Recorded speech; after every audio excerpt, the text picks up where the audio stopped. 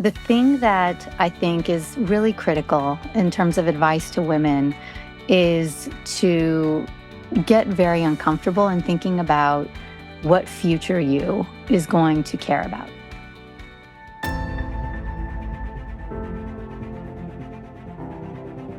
Wow. Marla Sofer, take a seat in the suite. How are you doing today? I'm doing great, Tina. I'm so happy to be here. As I share with you, I'm so inspired by you always and love what you're doing here on In the Suite and love how vulnerable you are. So thank you for having me here. Thank you. I'll be especially vulnerable too. You guys, look, the window washers are here today. Who knew? Marla and I have had this date for a long time, and so if you're watching the video portion of this on YouTube and you see some background, anyway, we really appreciate them. We need them here desperately. So yeah, so podcasting here from Pinehurst, North Carolina. If anybody's a golfer, yep, shout out.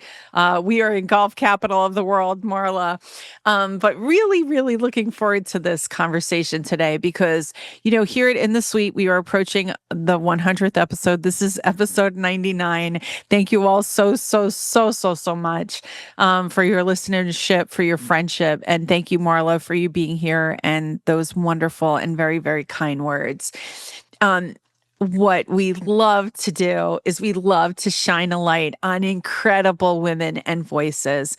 So we've had CEOs, we've had founders, we've had leaders across financial services, but it's rare that we get to sit down with a fintech founder.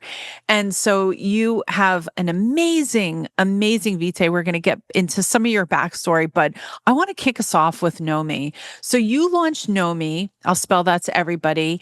Knomee. You launched Nomi 3 years ago as both founder and CEO. So let's start at the beginning. What is Nomi and who did you create it for? Awesome. Thank you. And woohoo, 99. I love being 99. This is fantastic. So happy to be here. Nomi is AI-powered behavioral finance that helps advisors be the best they can be and offer the most differentiated service that they can. It is helping wealth really create incredible value for its clients. It is a differentiated data platform based off of verified behavioral finance data. It's designed to help advisors. So we are very focused on people who work with the financial industry to get the support they need from professionals who are qualified and understand how to help them align their money with what matters. So we want to help advisors extract in a consistent way people's values, their goals, their transitions, what is happening in their life, what do they want their money to help them achieve? What does good mean? What does retirement mean? What does that living your best, most fulfilled life actually translate to as it relates to every single financial decision we make along the trajectory of our life? So what we do is we create these, we call them adventures in Nomi, and enable people to share insights. And we use AI to synthesize those insights so advisors can act on them immediately. They can pull them into conversations, into conversion, into upsells, into how do I understand what really matters so that my client feels understood and known. Particularly, we're interested in advisors who want to grow. Not every advisor wants to grow, and that is okay. There are those that are kind of coasting into the sunset, and I've spoken with them, and they've even said, yeah, this is awesome, but I'm not growing my business at all. And that's great and fine. We're also not for advisors who are not looking to expand into diverse or next generation clients. We're really great for advisors who recognize that demographics are changing. Women are controlling more and more money than ever before. And the way that we connected with our prior clients isn't going to work with a lot of the new clients that are coming in to wealth through this wealth transition that we are experiencing right now. So we are all about building trust, retention, scale, understanding what's happening in a client's life, and helping an advisor do that consistently and efficiently. So let's go back to this intergenerational wealth transfer and specifically women, because I forget what's that stat that women are going to control, and women right now control a huge amount of money and decision making, even when there's a couple, right, Marla? Is that a lot of us, we control the purse strings. We might not be, leading a meeting or whatnot, but a lot of those buying decisions get vetted from us. I wanted to make the distinction here, so let's carry this theme a little bit further. So this is for advisors who are targeting women, correct? It's no, not necessarily for those that are only targeting women. It is for advisors who are targeting anybody with whom they want to understand more deeply what does this client care about, and want to generate that data consistently so that they, the advisor, can connect more deeply, have much more retention and longevity through that relationship. We are distributed through the advisor. So our business model is we are sold through the advisor. We so in the first couple of years of Nomi, we did a lot of testing with consumers, and the target we tested most with was high net worth women. And so a lot of what we built was informed by the needs of high net worth women. As I started going through the ups and downs of a founder and learning, I realized everything we built, we started getting attention because we were it was a different business model, but we were focused on women's networks, and we got interest from Latino groups, veterans groups, Mm, Black groups, um, you know, high Henrys in the tech industry that were not women, but they wanted to have a different conversation about money. They didn't want to talk about allocation first. They wanted to talk about for what first. They wanted to talk about how are you meeting me with the menu that I want? And the menu might include private equity and real estate and things that you're not generating AUM based fees on. How are we going to address that? And so I would say that while we started with women, what we realized is that different approach of getting to know somebody, which does resonate very strongly with women, is relevant to a much broader group. I love how you just distinguished that, and thank you for that. So I did create my own Nomi profile, and I could feel that the questions that you were asking me felt very intuitive. It felt very like fluid. I would use the word fluid, and we should also too. We should make the differentiation that this is not the information generated from Nomi is not used for an investment policy statement, for example, right? This isn't a risk profile tool, but one that you could use in addition to a risk profile tool to really get to know get for a financial advisor to really understand where that psyche is. Would that be correct? Not necessarily. In fact, we do have a client right now that is pulling from Nomi and putting it directly in the performance statements. Great. What they want the client to be reminded, this is what it's for. Could that be part of the investment policy statement? Eventually, maybe as it relates to kind of here is the guiding principle that is helping us make better decisions for you. As it relates to risk, the answer is we do have a risk module, and we have a very different approach to risk. It goes beyond risk tolerance and assessment, and it's not static, it's dynamic. It's Mm, asked at multiple points in time because risk tolerance questionnaires are very, very flawed. And they're flawed because they're very dependent on your mood. They're very dependent on what's happening in the market that day. right. And so, what Nomi's approach is if we have a direct interaction with your client, distributed through you, where you can gather information about their approach to risk, what they've done in the past in response to volatility, and their capacity for risk. There's a lot of different parts that need to come together when you think about risk assessment. And so our risk module is much more multidimensional than a traditional risk tolerance questionnaire. I'll be honest with you, Tina, and I will tell you, we have spoken with a lot of advisors who have said, all right, Marla, what you built for risk tolerance is effing great. We can't use it. Why? Because it's not with our existing clients yet, because it's so much stronger and better than what we have. What are we going to do with all these portfolios that have mismatched risk?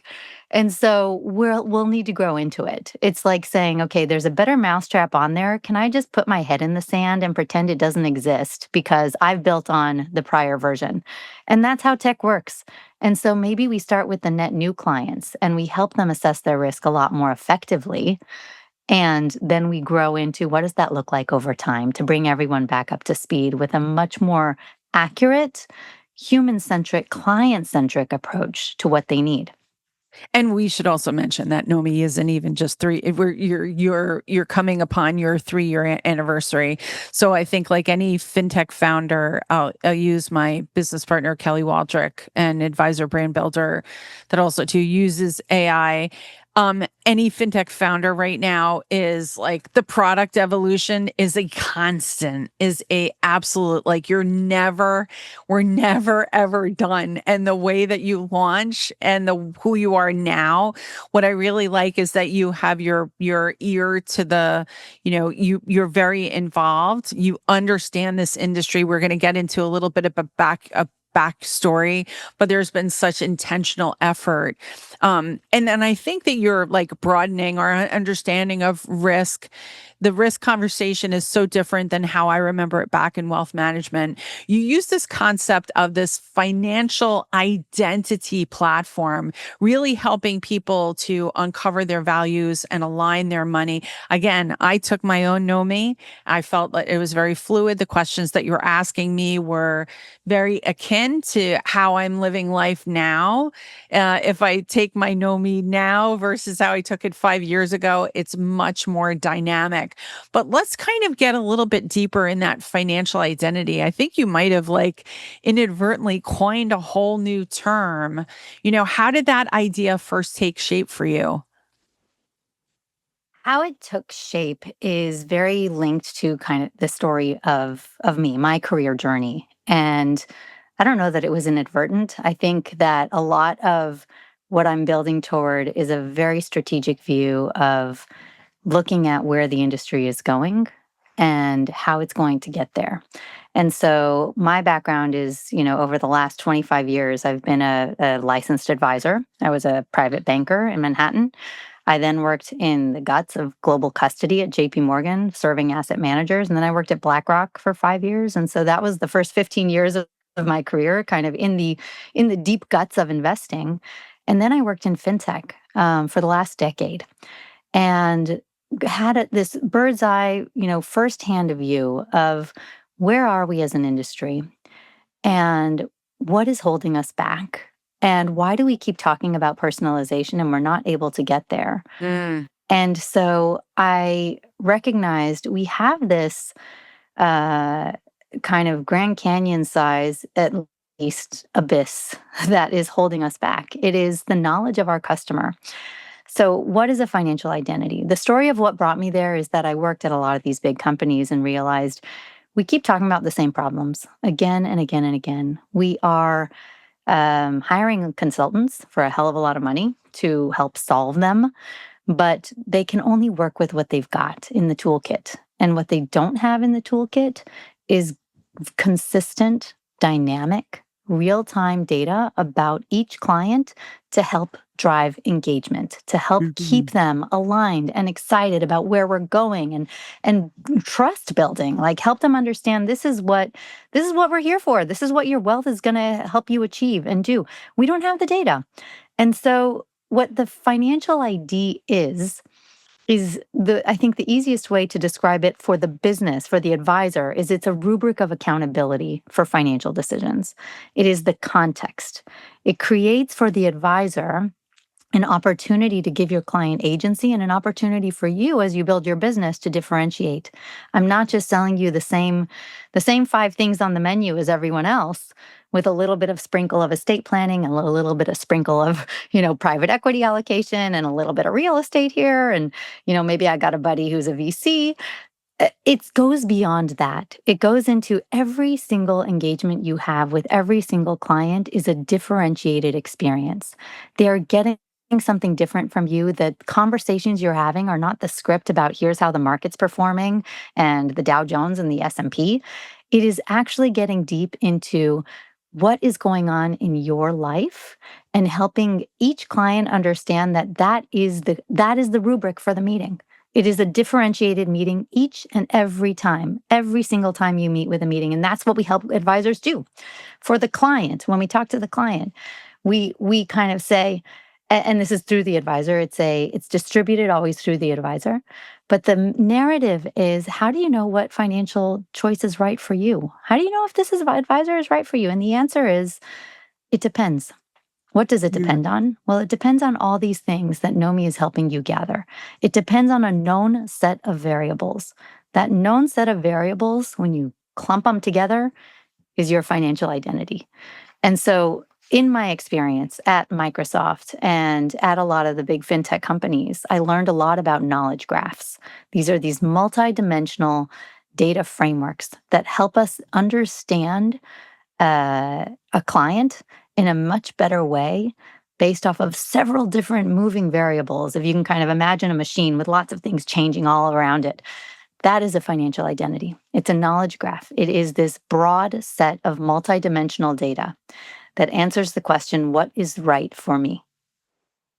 So then how often along those lines, then how often for advisors that are utilizing Nomi for their clients, how often are you taking that assessment? Is it on every meeting?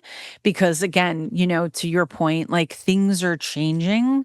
So, and that knowledge graph, like how I am today might be different than how I was like, many months ago, especially if there's been a life event like, oh yeah, the birth of another grandchild.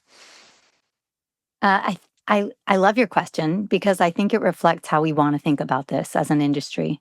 It doesn't reflect how life actually operates as a client. And so the answer is, should it happen before every meeting? Yes. How often Mhm. are those meetings? I don't know. How often does your client need to meet with you?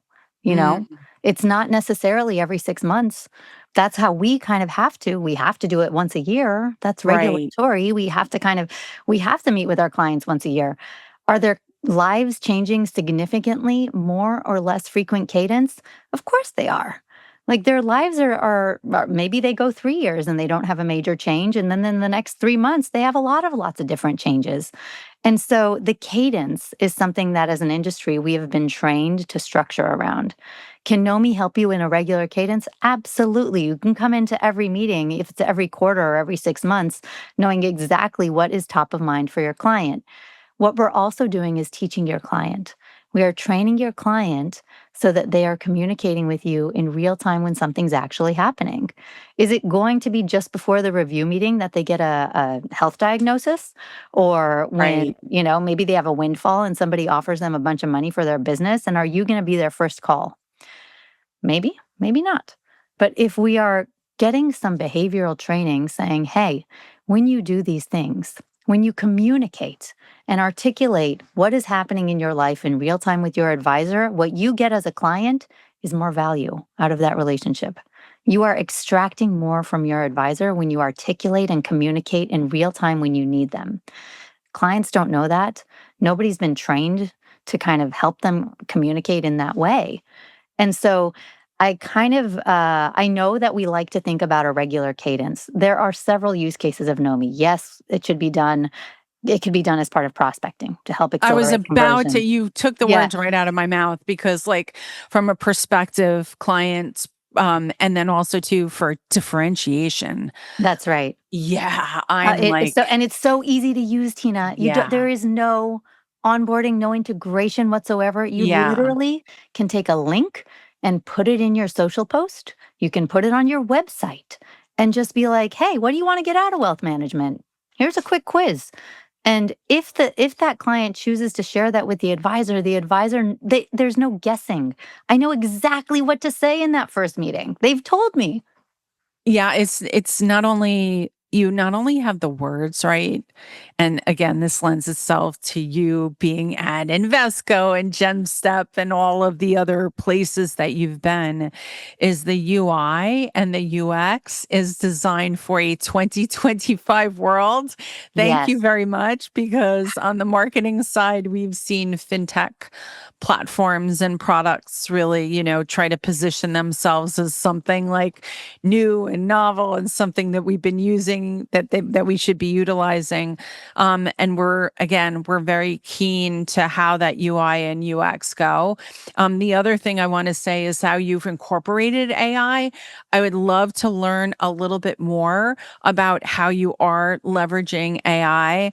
And what's part of, is that just like behind the hood? Is it something that you like intentionally led with when you formulated Nomi?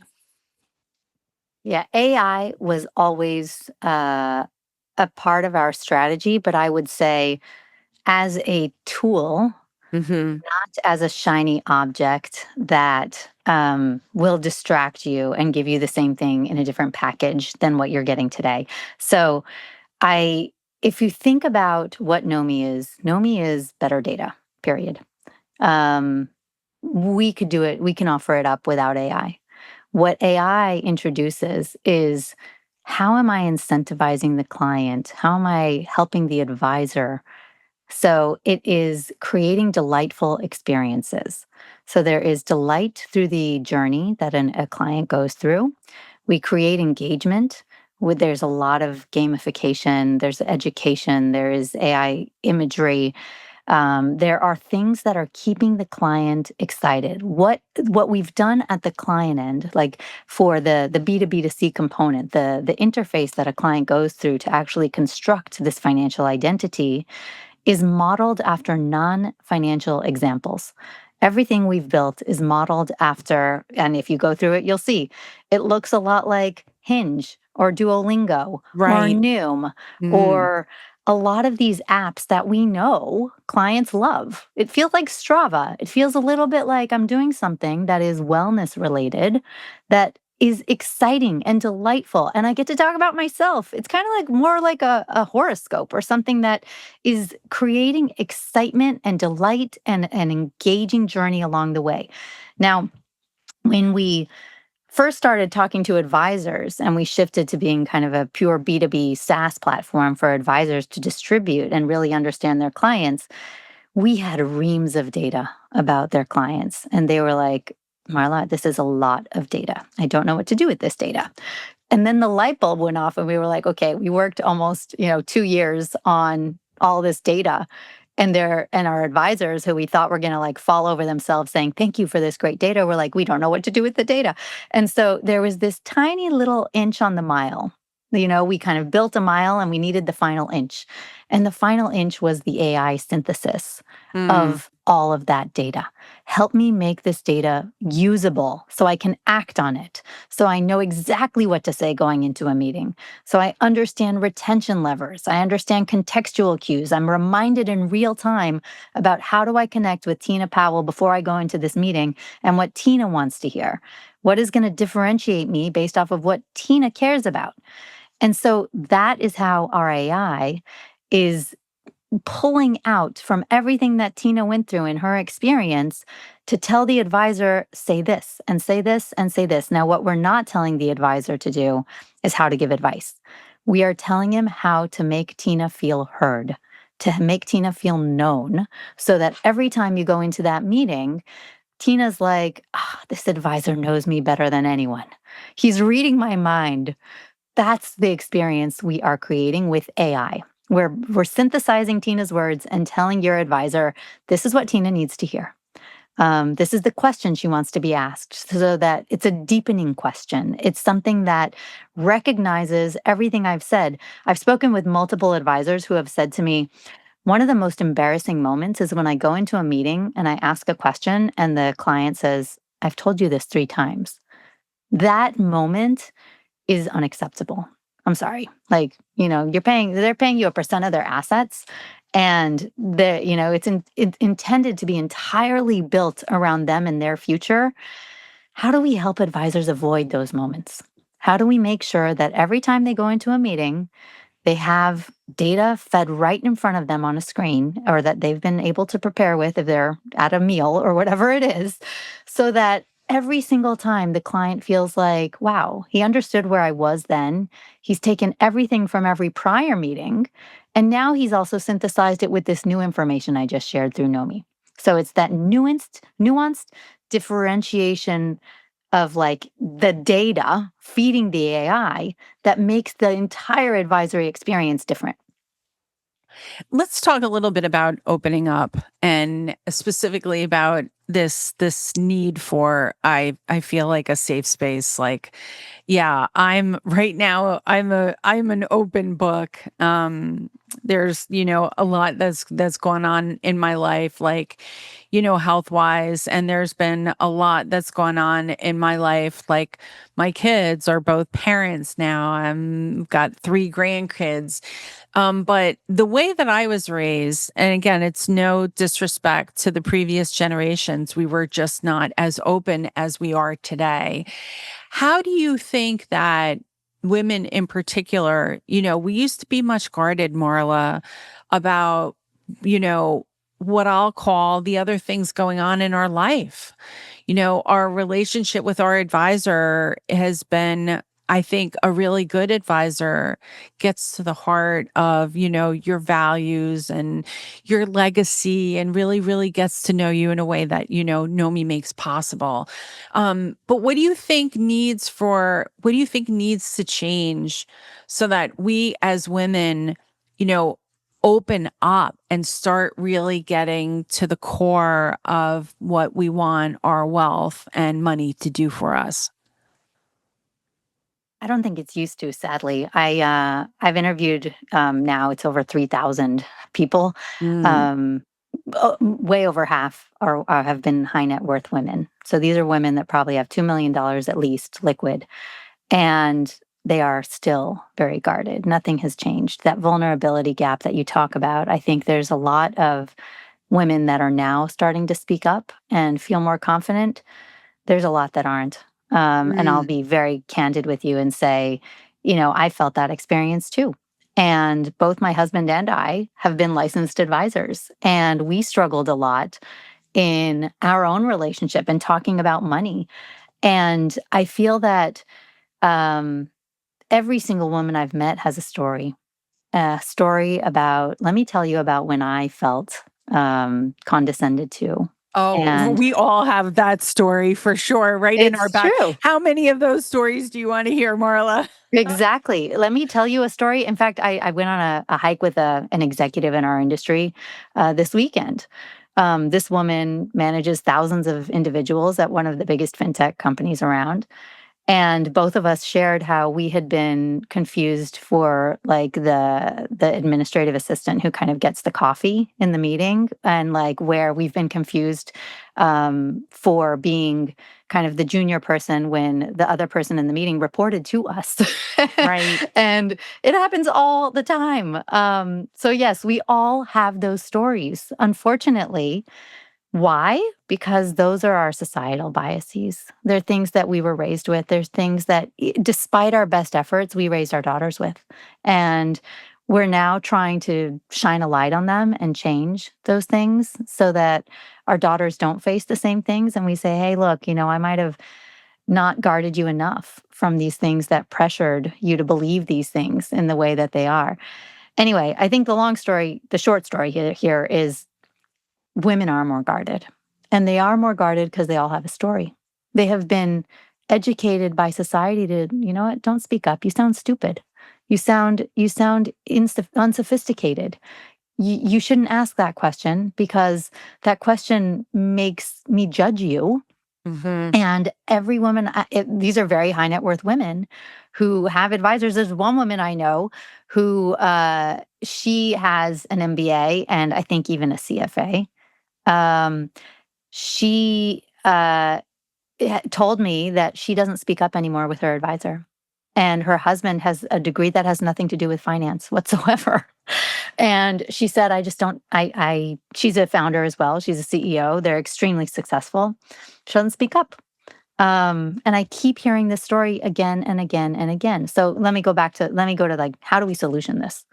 So our industry is an industry that has been positioned from the get go as an industry of products. We sell things, we throw things at people's heads, even advice. We want people to pay for products. We are incentivized to sell products. Even if the product is, advice in return for a percent of your assets, we're still selling a product. We are not an industry of solutions. If you look at the biggest tech companies out there in the world, those that are the most profitable companies on the planet, they sell solutions. They go deep into their clients' problems. And by understanding their clients' problems deeply, they have a consultative sale. It comes down to caring for and understanding everything about your client, understanding what good means to your client, understanding how to absolve and eliminate their fears, recognize their emotions, recognize their context, and then adapt to constantly give them evolving value. Think about how Google operates, how Facebook operates. That is exactly what they do. They are companies of context. They are always gathering context to surface things that help you in your next iteration, We're nowhere near that as an Yeah, I think of industry. Amazon in terms of like their recommendation engine, like Yeah. always trying to be solution oriented and recommending for me the right thing at exactly the right time because they really, really know me. Would it be fair to also to say I want to commend you on some of the work that you've done, particularly around women's network, because I feel that when we as women get together and we're around other women, that we tend to share more and really express like our true feelings. Now, you have founded not one, everyone, but two women's networks in financial services. So I don't want to gloss over this. I think it's phenomenal that you did that. And it can be, I think, a gateway for us to share experiences and make each other better. So tell us about those networks, Marla. Thank you. I couldn't agree with you more that when women come together, we lift and empower each other to achieve more of what we define as purposeful, meaning driven kind of growth. I was very, very involved in the women's network at BlackRock, and we had a lot of different incredible opportunities. Still very good friends with Amy Schuldiger.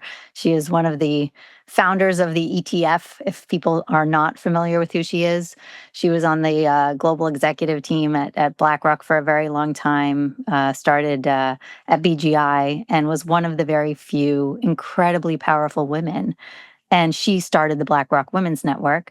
There were so many activities we did, and those women, I literally met with them last week, are still my dear friends. They Yeah. are all powerful executives that we learned how to create events that brought people together. Now, when I left, I was at JP Morgan 6 years, also somewhat involved in their women's group. It wasn't as big of a thing back then. Then BlackRock 5 years, when it really kind of was huge, like through the 2010s, we'll say. And then I joined Lending Club. And Lending Club was this fast moving fintech, hockey stick growth. It had just IPO'd, and there was no women's group. Mm. And so I had all of these incredible experiences from BlackRock, and there were wonderful women at Lending Club. And so we all got together and we put together this women's network to help women in fintech who came from all of these different backgrounds. They weren't all finance, they weren't all tech. They were kind of this hodgepodge of women that were looking for growth in their careers and having impact and how to really connect with each other. So we launched the women's network at Lending Club. And then later, a couple years later, I joined GemStep. And GemStep didn't have a women's network either on the West Coast. And so I launched our network on the West Coast.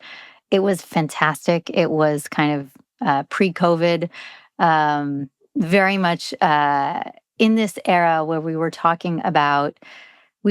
changing the conversation a little bit. Everyone, like I would say, in the beginning, it was a lot of great programming around networking and confidence building and um, we had a program called The Art of the Ask. And then it just kind of got generic. Everyone had networking programming and everyone had, how do I find more confidence and speak up in a meeting and everything else. And so we evolved it. So it was a lot more deeper value for every single woman with much more unique creative programming. We've got a lot of women who are listening in the suite who are, I think a light bulb just went off there in their head and they said, well, we don't have a women's network anyway.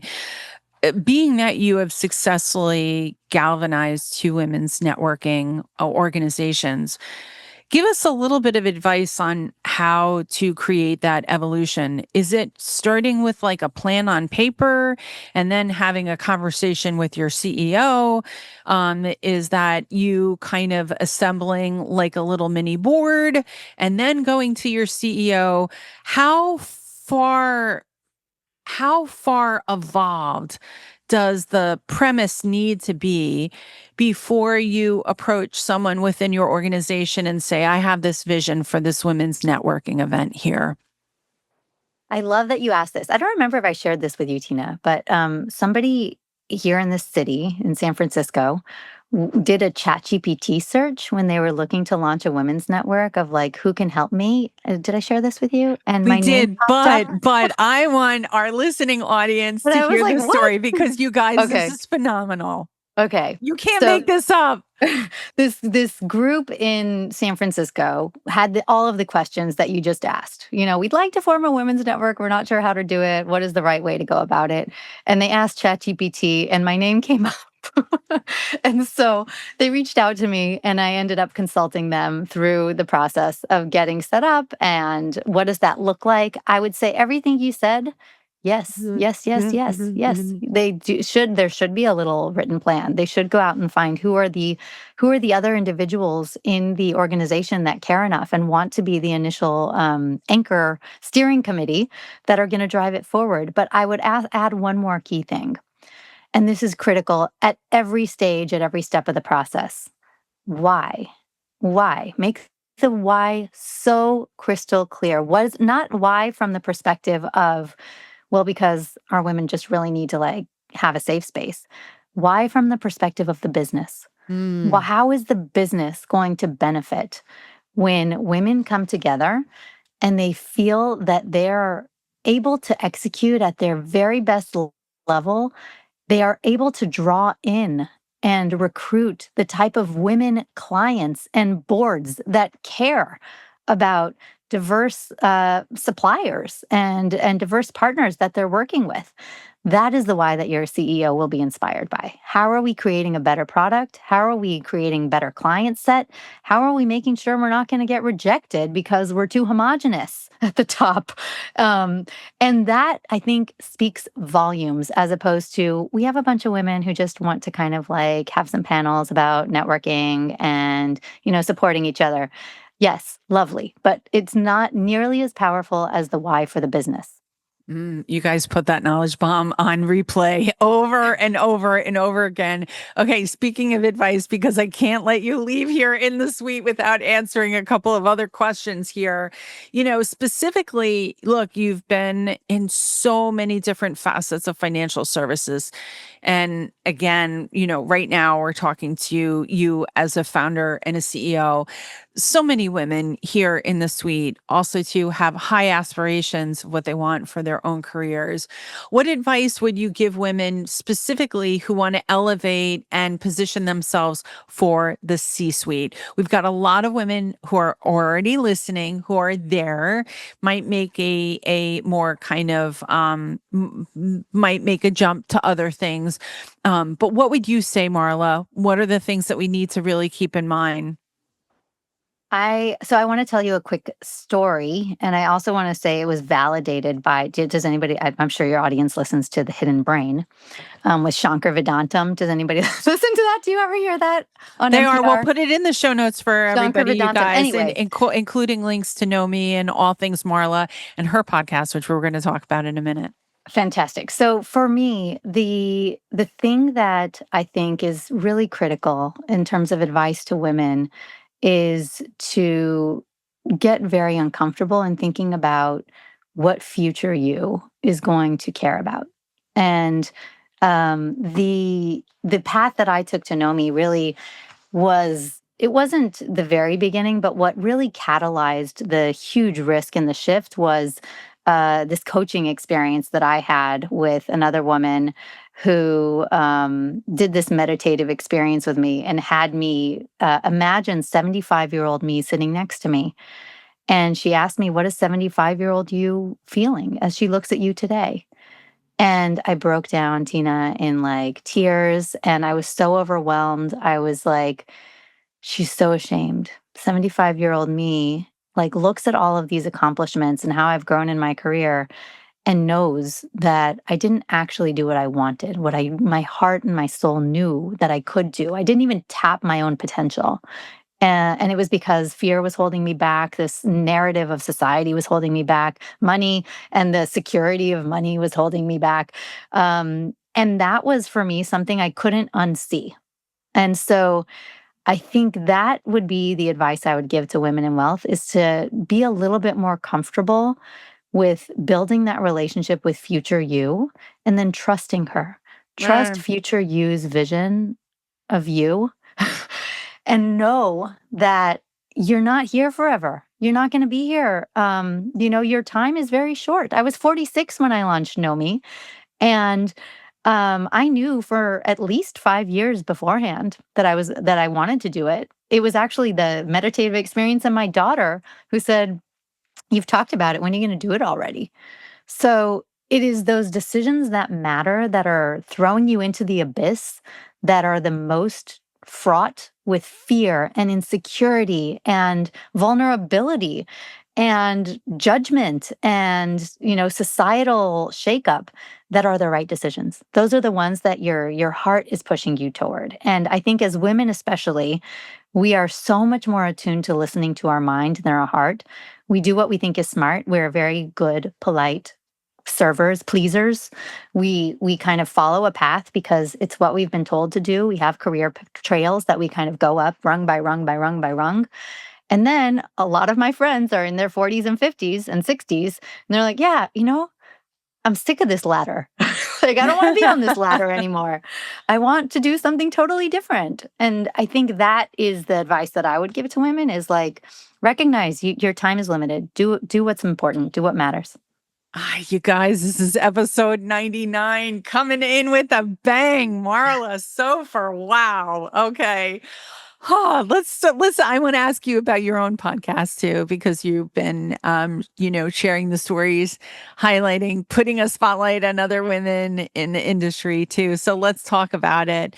Knowing me, knowing you, I would expect nothing less but a great name in the podcast. What inspired you to launch it? Was that part of also too that that vision, that 75-year-old self? Was that combined with the launch of the fintech? Uh, I knew I wanted to launch a podcast for a really long time, and I was just too busy trying to kind of like get a company going. And then at some point, I realized it can help. It can help with my company, and it's also Nomi is it is a rethinking of how wealth operates. It is true client centricity. For the people who say they're client centric, we're talking to you. For the people who say it from a soapbox but aren't really that interested in changing their behaviors, we're not right for you. We are for the people who actually want to be client centric. So, anyway, the podcast is about the future of wealth. It is an opportunity to listen to who are the people that are truly crafting the future of wealth. They want and are leaning very heavily into things that are a little bit scary. What does tokenization mean to the future of wealth? And if I think about AI and the role that I have as an advisor and how well somebody's own ChatGPT or Gemini knows them versus how well I know them, how am I addressing that threat? How am I going to actually be there for this future that's coming? We talk a lot about the intergenerational transfer of wealth. We always ask people what they're most excited about. We ask like their own relationships with money. At the end of the day, like knowing me, knowing you, why that name? Well, Nomi is the name of the company, and knowing me, knowing you is really what it's all about. It is about knowing and being known, feeling known. It's also really fun because like it makes you want to sing. Like everyone's like, "Oh, I know, I love that song." It's like a fun, uplifting. It's just kind of about uh being there, being present, and playing a role in the future. And Marla's podcast, everybody, is on all the major podcast platforms. And you could also, too, you could find it from the website Knomee.com. And if you're not already following, if you're one of the few people not already following Marla Sofer on LinkedIn, she's got 13,000 followers. So she posts also too on the podcast about the podcast on her LinkedIn. You should definitely all be following her. Sofer is spelled Sofer. Wow, 13,000 followers, Marla. How did you do that? It's wild. I have always been in, nice roles with a lot of big networks. And one Yeah. time I downloaded all of my contacts, and I actually know a lot of them. Like I know most of Yeah. them. Like I would say 99% of those people, I remember working with them. I remember meeting them at a conference. Yeah. I've actually, crossed paths with them. We worked on projects together. They were my vendors, they were my clients, they were my, I covered 150 different asset managers and large wealth firms at JP Morgan. And I started early. And then at BlackRock, I was responsible for several different operational segments. And so, it's important to cultivate and build a network and have people know you and your work. So yeah, it's never too early. Absolutely, ladies and gentlemen listening, not only connect with Marla, but connect with other people as well too, making sure that you're bringing a vibrancy to LinkedIn and your social networks. I think that's great advice, Marla. Speaking of, knowing people in conferences and events, I know that both you and I are going to be at Future Proof. Right now, we are recording this episode on a beautiful August day with our wind, with a little bit of distraction with the people cleaning the windows on the outside. But you and I will be in Huntington Beach September 7th to 10th. What can we expect from Nomi? I'm very excited to go. I've never been to Future Proof. I've heard a lot about it. And about Nomi, we are going to be having all kinds of conversations about differentiated AI, the most differentiated AI for wealth today, based off of real time, dynamic, consistent data for wealth.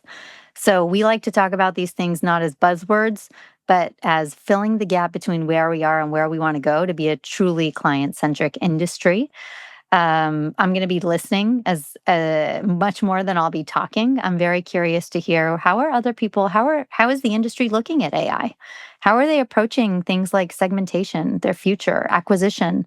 These are things that firms are looking at. Everyone's talking about growth, organic and inorganic growth.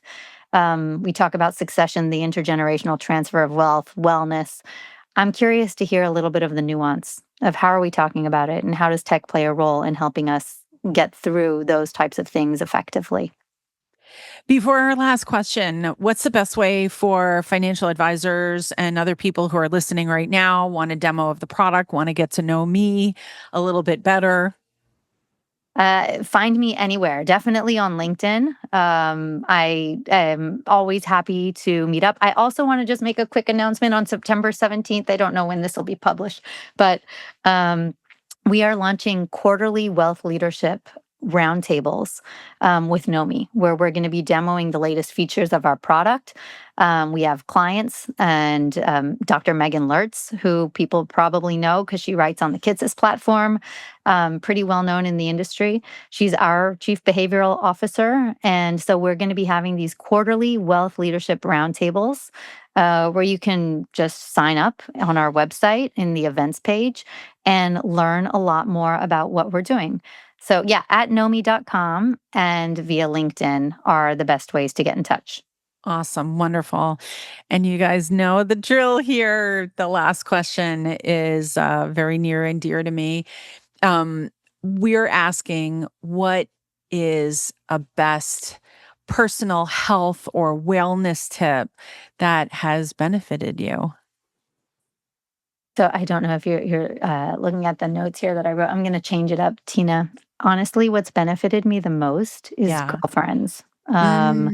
I think having a core posse of girls that that you respect, that will speak truth to you, that will hold you accountable for your excuses and your bullshit, and sorry for cursing, and that will continue to push you toward being the best version of you, comfortable, uncomfortable, and recognize that you have a lot of value to bring and stay with you through thick and thin. That is, I think, the best tip is like go out and find your girl posse. I freaking love that. Love, love, love that. And I could tell you from personal experience, especially when you have something significant happening. Can't make this up. The window washer right behind. It's Thank actually God very we had this. entertaining. I Thank enjoy seeing it. I thank goodness it's like a car wash is going right outside my window here. Thank goodness we recorded when we recorded, Marla. Anyway, you guys make sure that you're connected to Marla and follow her amazing work. Marla, thank you so much, not only for being here, but for your amazing contributions to our industry, to women, to me, to everyone that is connected to you. I am really appreciative of your vision and your boldness and what's in your heart. So thank you so much for sharing it. Thank you, Tina, so much. Thank you for inviting me.